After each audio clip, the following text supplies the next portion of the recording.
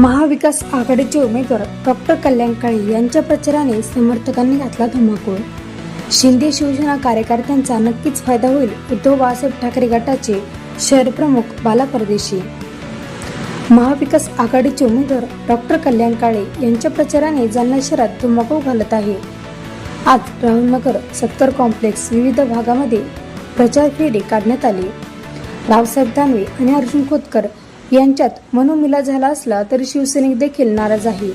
शिवसैनिक अन्याय सहन करत नाही। शिंदे शिवसेना त्याचा फायदा नक्कीच महाविकास आघाडीला होईल, अशी प्रतिक्रिया शिवसेनेचे शहर प्रमुख बाला परदेशी यावेळी बोलताना सांगितली।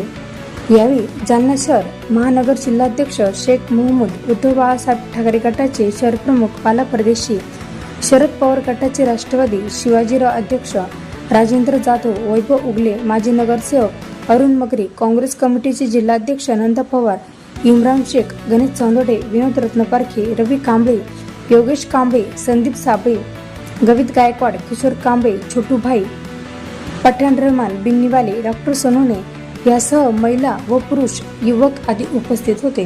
कारण की शिवसैनिक शेवटी अन्याय सहन करत नाही आणि जर अशी काही परिस्थिती त्या महायुतीत असेल तर त्या गोष्टीचा आम्हाला नक्की फायदा होणार आहे। का नाव आपलं?